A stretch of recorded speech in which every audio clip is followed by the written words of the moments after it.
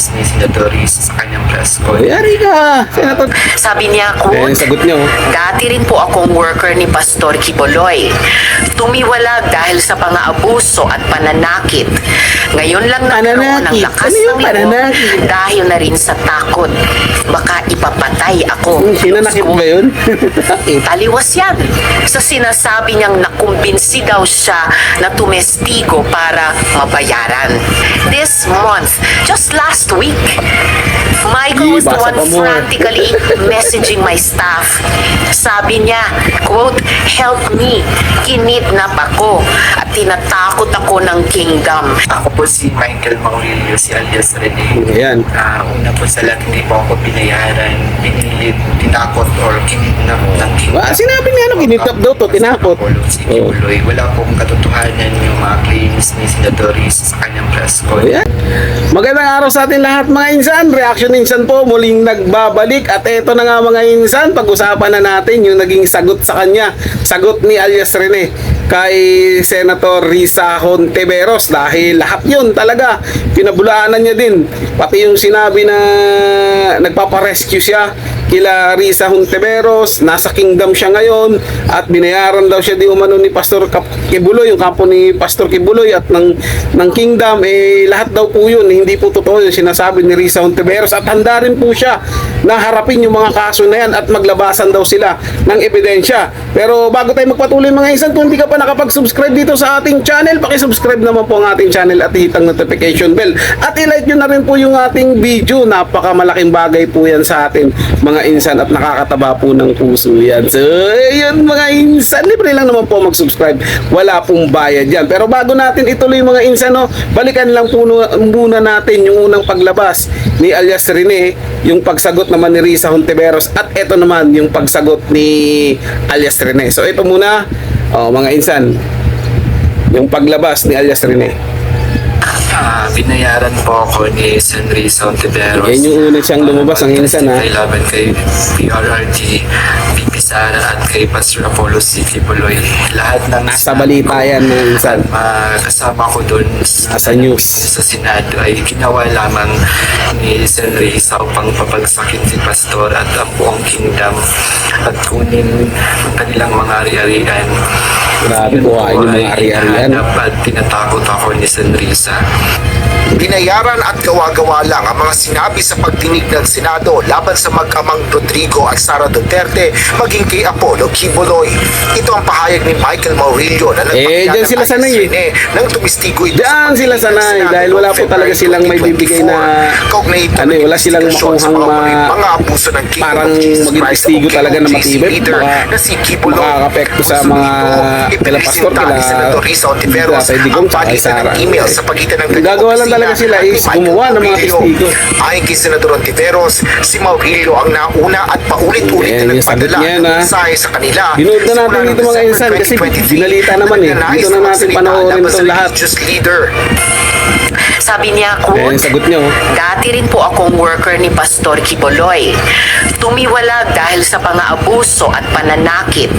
Ngayon lang nagkaroon ng Pananakit? lakas Ano yung ng loob pananakit? dahil na rin sa takot.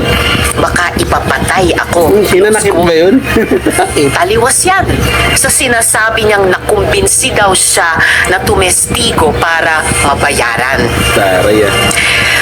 Because we take some time to vet emails, nung pakiramdam niya ay hindi siya pinapansin, he messaged us 2 more times. Grabe, Noong ah. December 15, 2023 at January 28, 2024.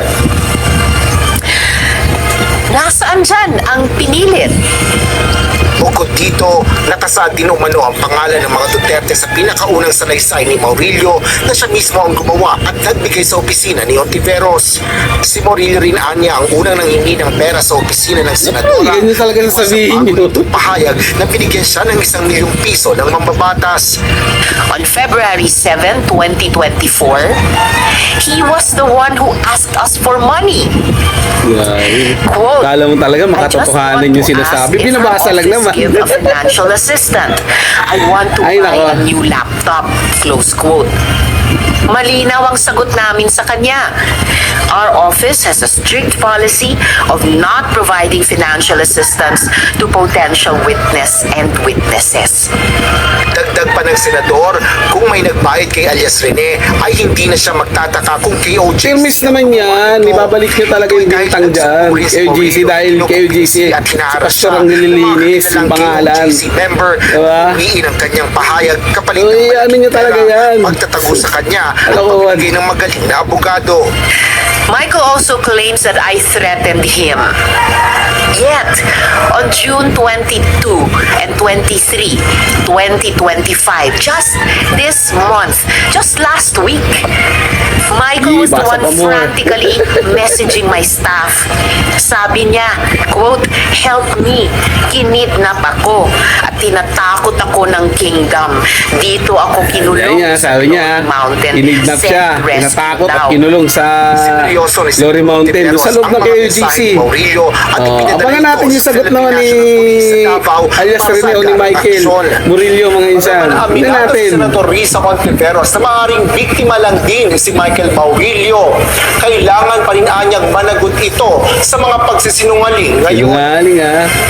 Mananagot Finalize ka rin. ang mga kasong ihahain namin simula sa Miyerkules sa NBI kung sino ang mga tao at grupo na papangalanan ko na doon, and we will give you the final details. Oo, papangalanan mo. on the Huwag mo day. sabihin, idadamay mo na, idadamay mo rin dyan, yung mga Gaya ng Duterte. nabanggit ko kanina, naghahanda na rin po kami ng mga criminal complaints. Alam ko na kung saan yung papunta yung ginagawa mo, Sinabi ni Risa. Senador Ontiveros na inaalam pa nila kung Yan, sino gusto ang mga mo maging nasa Pangulo ng likod. Pilipinas, Bagaman itinanggi na rin niya ito ni Wow, Pangulo ng Israel Pilipinas. Tutorion, ang abogado ni Kibuloy.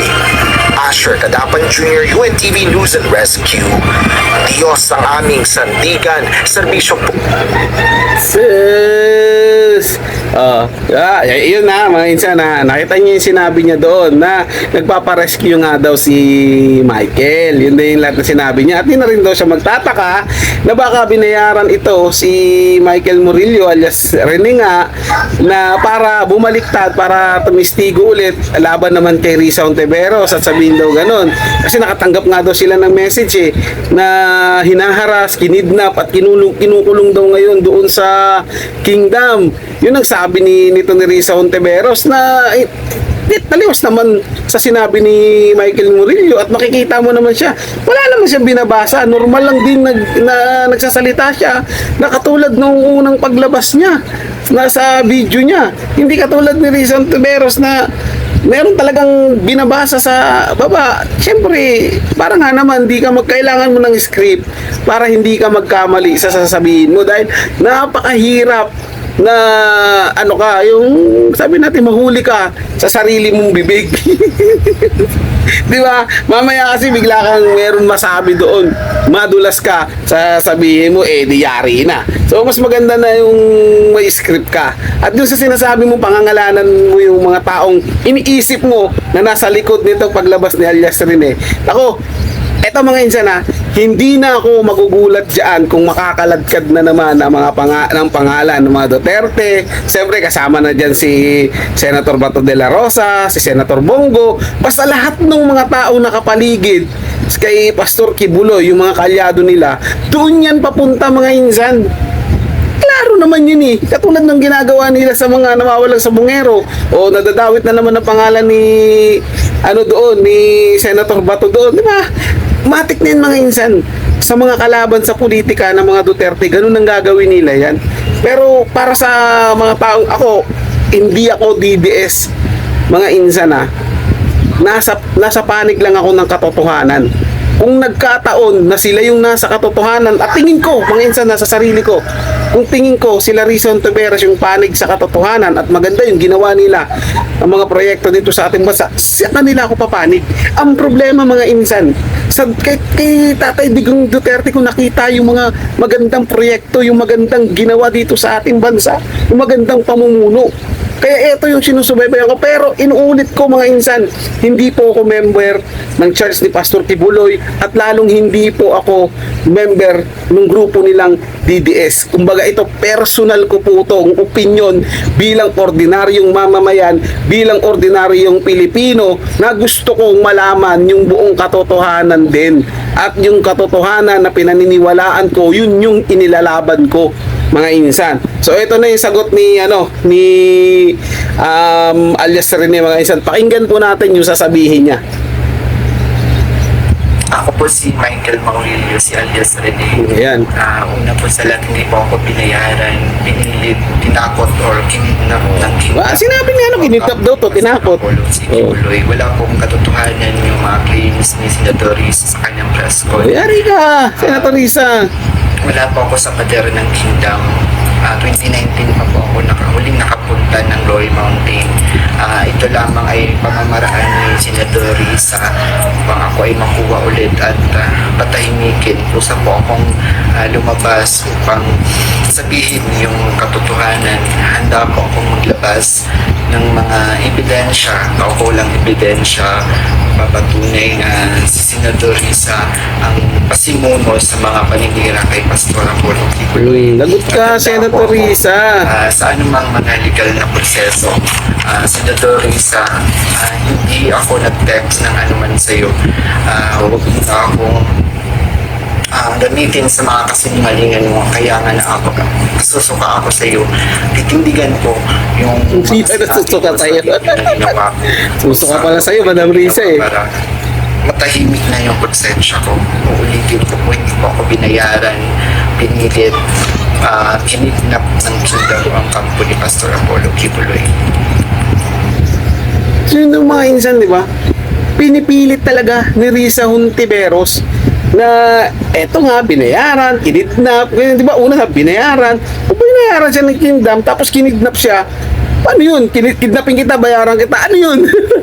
Di ba? Parang ang gulo. Di ba sinasabi ni Risa na binayaran lang ng kingdom yan para bumaliktad.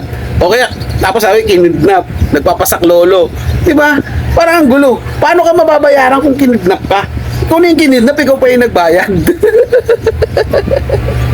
Di ba, mga insan? Eto nga yung pinakamaganda dyan eh, yung challenge ko sa nakaraang kong video eh. Di ba? Magpa-lie detector test sila in public para magkaalaman. Diba kung sino talaga sa kanilang dalawa yung nagsasabi ng katotohanan. Pero tingin ko naman, hindi naman talaga papayag si Risa Hontiveros dyan sa lie detector test na yan. Dahil unang-una sasabihin yan, wala namang kredibilidad dyan eh. Sino paniniwalaan nyo? Ako na senator? Siya na ordinaryong tao? Ganun naman eh. Hindi lang naman sila ang magsasabi niyan. Marami pang ibang mga ululista dyan, mga tolongges, ng mga kakampon na lalabas din at magsasabi dyan na hindi naman patas yun o ganun. Paninira lang yan kay Risa Hontiveros. Ganun naman talaga mga insan eh. Dahil ito, ordinaryong tao lang, di ba? Wala, para sa kanila, wala yan, hindi yan nagsasabi ng katotohanan. Ganun talaga yung mga insan. Pero, wala. Alam po natin na talagang ang konsensya, napakahirap po kalaban yan. Siguro talaga, nakonsensya lang po talaga siya at gusto niya talagang ituwid yung pagkakamali dahil nga, nasa kingdom na siya noon eh. Kumbaga nasa pangangalaga na siya ni Pastor Apollo Kibuloy. Pinakitaan ng maganda. 'Di ba? Inalagaan. Kumbaga inano talaga yung sabihin na natin tinanggap ng buong buo. And yet bigla mong rider. Siyempre napakasakit nun. 'Di ba? At talagang aabot ka sa punto na hindi kailangan kong ituwid yung pagkakamali ko. Baka ganito yung nasa isip ni alias Rene mga insan kaya siya bumaliktad. So, abangan natin. At ako naniniwala naman ako mga insan dahil sa ingay nito, sa ugong nito mga insan, magkakaroon ng investigation to sa Senado. At mas mainam nga na magkaalaman talaga eh. 'Di ba magkalabasan ng mga ebidensya gaya ng sinasabi ni alias Rene na meron din siyang ebidensya patungkol dito kay Senator Risa Hontiveros. Kaya din sinabi ni Risa Hontiveros na may ebidensya rin siya dito. Di, labanan na lang po ng mga ebidensya yan. Pakitaan na lang kung sino talaga sa kanila yung nagsasabi ng katotohanan. Pero sana nga lang, etong gagawin ni Risa Hontiveros, wag naman sanang yung naiisip ko na pagdawit na naman sa pangalan ng mga Duterte at nila Senator Bato at ni Senator Bongo. ang mangyari na makaladkad na naman kasi sabi niya may papangalanan daw siya pagdating dun sa kaso niya mga insan eh. So yun lang mga insan, maraming salamat sa inyong manonood at syempre kung di pa kayo nakapag-subscribe, huwag niyo kalimutan na mag-subscribe at i-hit ang notification bell para ma-update kayo pag may mga bago tayong video. Maraming salamat mga insan at paalam po.